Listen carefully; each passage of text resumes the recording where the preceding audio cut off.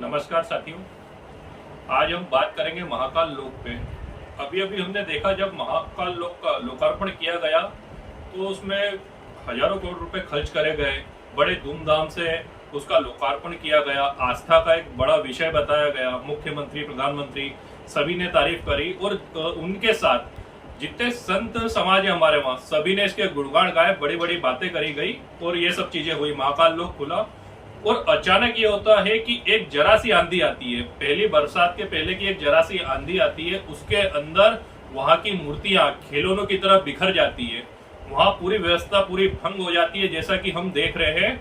और उसके बाद आज भी कल भी एक ऊपर से गुंबद का एक वो टुकड़ा गिर गया जो कई वजन वाला था, अचानक से वो गिर गया।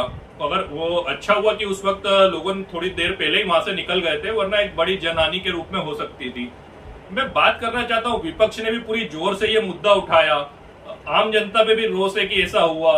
सब मुख्यमंत्री की तरफ से फॉर्मेलिटी जैसा कि हमेशा होता है हर घोटाले करने के बाद, भले वो इनके पुल वाला हो, सड़कें हो, जो भी घोटाला होता है उसके बाद खाना पूर्ति करने के लिए इन लोगों का एक ही काम है, सिर्फ कमेटियां बना देती है। जांच कमेटियां बन गई है, जांच कमेटी की पता नहीं कब रिपोर्ट आएगी, उसमें कौन दोषी होगा, कौन बच के निकल जाएगा, किन अधिकारियों को बचा लिया जाएगा और किन अधिकारियों को सस्पेंड करके खाना पूर्ति करके जनता के सामने पूरा पेश कर दिया जाएगा और धीरे धीरे जनता भी ये बातें भूल जाएगी और माइंड डाइवर्ट कर दिया जाएगा।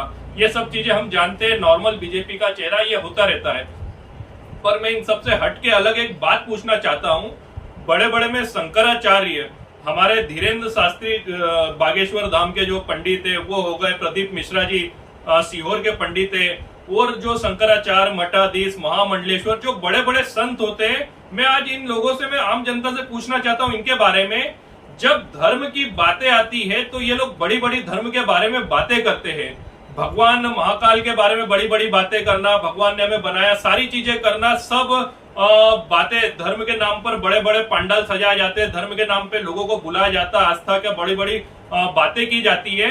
पर जब बात आती है कि बीजेपी सरकार में इतना बड़ा घोटाला हो गया, मूर्तियां टूट गई, हम भी मानते हैं ये अपशकुन भी माना जाएगा इसको, और अपशकुन के साथ ये पैसों की बर्बादी भी माना जाएगा, और ये भी माना जाएगा कि एक वर्ग अंधविश्वास का फायदा उठाकर, हमारी आस्था का फायदा उठाकर कहीं ना कहीं गुमराह कर रहा है हम सब आस्था के रूप में बह जाते हैं, पर उसी आस्था के बहने के रूप में ये लोग फायदा उठाते हैं, क्योंकि जो टूटना था टूट गया, जो होना था हो गया, आंधी को चलना था चल गई, एक पहली गर्मी के अंदर ही उसके गुम्बद गिरने लग गई, ये सब हो रहा है, ये सब ठीक है। पर इस आस्था के खेल में जो करोड़ों रुपए कमा के निकल गए वहां के ठेकेदार, उनके द्वारा कमीशनों का जो खेल चला होगा, जो 80% बोला जा रहा है कि 80% तक कमीशन का खेल है, क्योंकि जिस मूर्तियां टूटी है वो हमने हाल देखा पूरी प्लास्टिक की, जैसे कोई कठपुतलियां और ये बनाते थे गांव में, उस टाइप की मूर्तियां वो निकली है। तो आस्था का, हमारा आस्था का धंधा होता है इस देश में, और धंधा होने के बाद मुझे दुख इस बात का हो रहा है कि बड़े बड़े महामंडलेश्वर में हमारे पीठ के जो शंकराचार्य, वरिष्ठ शंकराचार्य उन बैठे हुए हैं, पंडित धीरेन्द्र शास्त्री जी हो गए, प्रदीप मिश्रा जी हो गए। मैं इन सबसे एक बात पूछना चाहता हूं, जब आस्था का धंधा कोई सरकार कर रही है और साफ दिख रहा है कि यहाँ पर धंधा ही करा गया आस्था का, महाकाल लोक के अंदर पूरा कमीशन का खेल चला है, इतनी बर्बादियां करी गई है, और वो भी उस महाकाल के लिए जिस महाकाल के नाम पे सब हमारा धर्म चल रहा है, धर्म में बहुत बड़ी प्राचीन महान वो है, मान्यता है इन सबको, उसके बाद भी ये मठाधीशों चुपचाप क्यों बैठे हुए? हिंदू राष्ट्र बनाएंगे, हम ये राष्ट्र बनाएंगे, हिंदुत्व की बात करेंगे, धर्म की बातें करेंगे, लोगों को बड़े बड़ी बातें करेंगे कि धर्म के लिए ऐसा करना चाहिए, मंदिर बनाना चाहिए, ये करना चाहिए, धर्म खतरे में है, हिंदू खतरे में है, बड़ी बड़ी बातें की जाती है। पर जब उस धर्म की आस्था से लोगों के साथ खिलवाड़ किया जाता है, उन लोगों के टैक्स के करोड़ रुपए को कमीशनों के खेल में बांटा जाता है, कागज के महल की तरह जब ये करोड़ रुपए उड़ जाते हैं, तब ये मठाधीश मुंह में दही जमाकर क्यों बैठे हैं? मैं ये आप लोगों से पूछना चाहता हूं। ये लोग इस बात का उत्तर नहीं देंगे।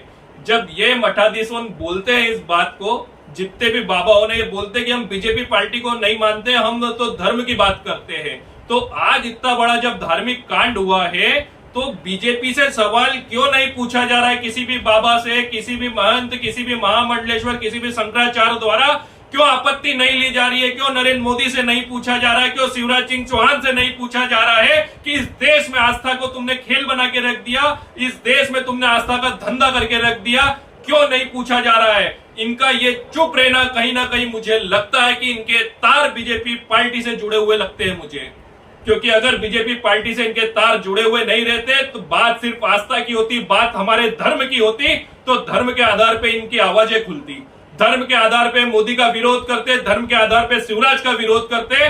पर मेरे को बड़े दुख के साथ कहना पड़ रहा है कि किसी भी कथावाचक, किसी भी पंडित, किसी भी पंथ के द्वारा ऐसी आवाज नहीं उठा जा रही है कि अब बंद करो, ये आस्था का खेल बंद करो, धर्म का खेल बंद करो, लोगों को गुमराह करना बंद करो।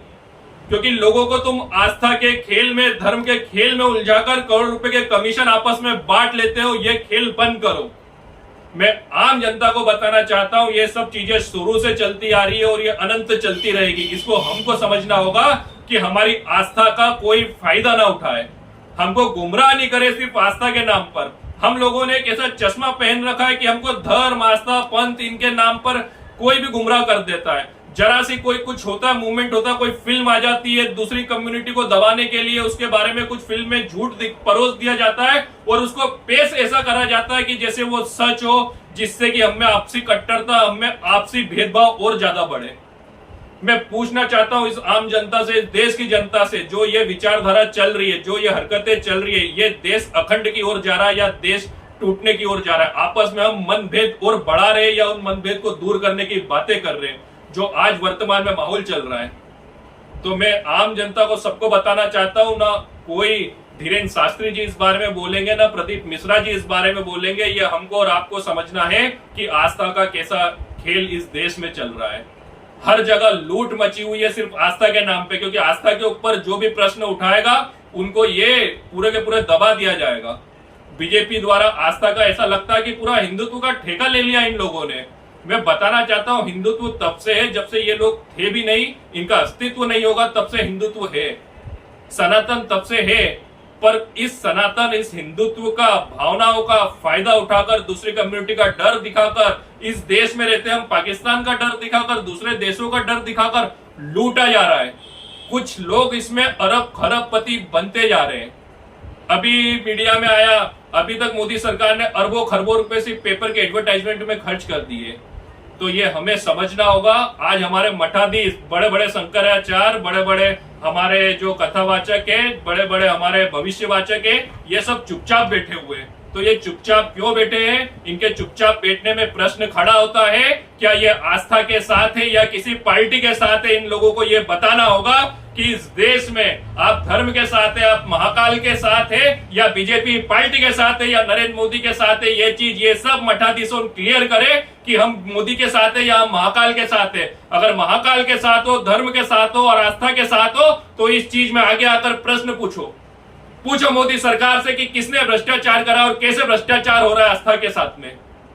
तो मैं आम जनता को बस यही बताना चाहता हूं कि ये जांच कमेटियां, ये सब बनती रहेगी। ये सब एक नाटक के तौर पे पहले भी कई ऐसे घोटाले उजागर हुए। जांच कमेटियां बनती है, दोषी कोई और रहता है, सजा किसी और को मिलती है, सालों लग जाते हैं रिपोर्ट आने में। ये रिपोर्ट वहां जाएगी, वो रिपोर्ट आएगी, ये अधिकारी बदलेगा, वो अधिकारी बदलेगा, और धीरे धीरे ठंडे बस्ते में सारी चीजें चली जाएगी। पर हम लोगों को ये समझना होगा, हम लोगों को अपनी आंखें खोलना होगी कि धर्म आस्था के नाम पर कोई हमें गुमराह तो नहीं कर रहा है, कोई हमारी धर्म और आस्था का फायदा उठाकर कोई हमें लूटने का काम तो नहीं कर रहा है। इस देश में किसकी जेब में जा रहा है करोड़ रुपए कमीशन का खेल, ये भी हमें समझना होगा।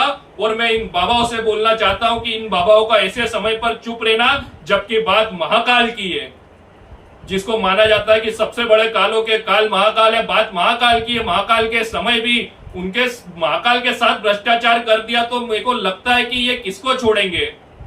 एक गाने के, मशहूर गाने की 2 लाइनें देते हैं, भगवान को धोखा इंसान को क्या छोड़ेंगे, वो आज मुझे सच होती हुई साबित हो रही है। जब ये महाकाल को धोखा दे सकते हैं, जब उनके साथ भ्रष्टाचार कर सकते हैं, कमीशन का खेल तब वहां कर सकते हैं, तो फिर आम जनता का क्या? आम जनता के बारे में तो सोच भी नहीं सकते ये लोग क्या कर सकते हैं।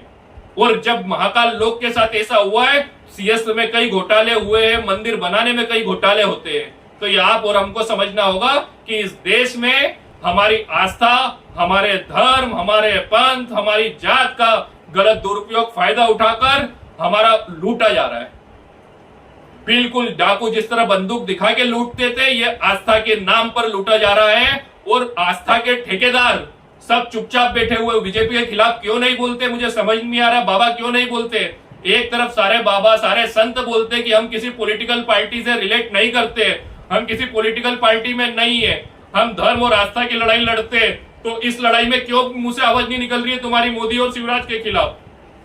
क्यों तुम बीजेपी की ये बातें ओपन नहीं करना चाहते? क्यों अपने पंडालों से अब नारे नहीं लगाते हो कि ऐसी सरकार हमको नहीं चाहिए जो भ्रष्टाचार से लिप्त हो, जिसने महाकाल तक को भ्रष्टाचार कर दिया हो वहां पर, वो हम लोगों को क्या छोड़ेगी? तो साथियों, सवाल बहुत सारे हैं, बहुत गंभीरता से ये बातें सोचने वाली बात है कि हमारी आस्था का क्या हो रहा है, हमारी आस्था के साथ खिलवाड़ हो रहा है। आप और हमको ये सोचना होगा।